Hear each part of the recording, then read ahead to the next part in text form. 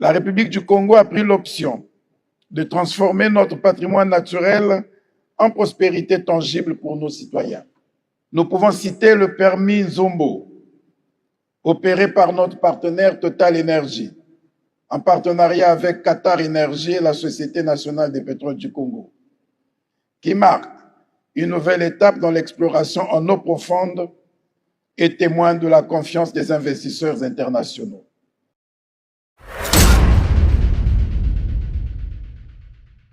Arrivé à Cape Town dans la soirée du dimanche, le Premier ministre et chef du gouvernement, Anatole Collinet Makosso, a entamé une mission hautement stratégique.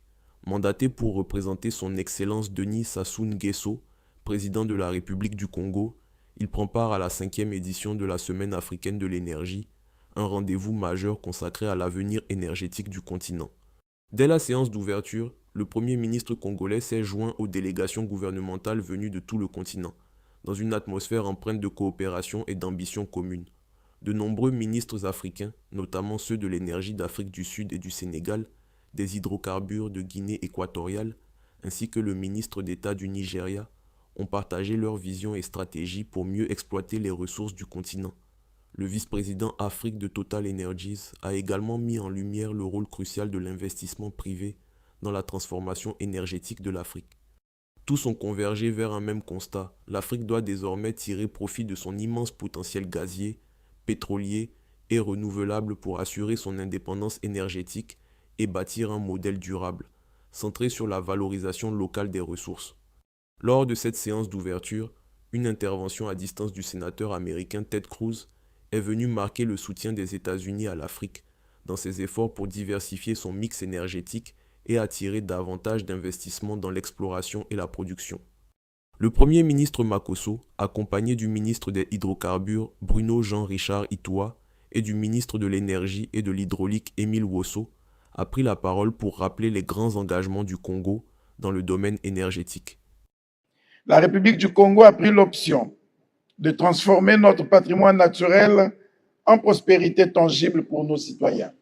Nous pouvons citer le permis Zombo, opéré par notre partenaire Total Énergie, en partenariat avec Qatar Énergie et la Société nationale des pétroles du Congo, qui marque une nouvelle étape dans l'exploration en eau profonde et témoigne de la confiance des investisseurs internationaux.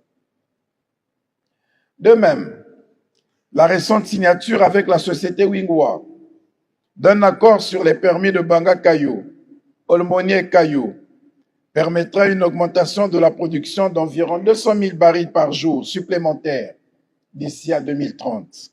Parmi les projets phares cités, le permis Zumbo, opéré par Total Energies en partenariat avec Qatar Energy et la Société nationale des pétroles du Congo, SNPC, représente une avancée majeure dans l'exploration en eau profonde, symbole de la confiance des investisseurs internationaux envers le Congo. Avec 4 000 hectares d'arbres déjà plantés, ce projet qui a comme objectif de planter 50 000 hectares dans les 10 prochaines années incarne notre engagement à appréhender le changement climatique et notre vision à protéger nos forêts et préserver notre biodiversité pour le bien-être de tous. Autre initiative à saluer, celle de la société Atlantique Pétrochimie SA, du groupe chinois Beijing Fortune Dengeng Investment, qui s'engage à installer une deuxième raffinerie de pétrole d'une capacité de production allant de 2 500 000 tonnes à 5 millions de tonnes par an pour un investissement d'environ 600 millions de dollars. Au-delà des discussions techniques, cette conférence internationale de Cape Town trace les contours d'une Afrique plus forte, autonome et ambitieuse, décidée à s'imposer comme un acteur clé du futur énergétique mondial.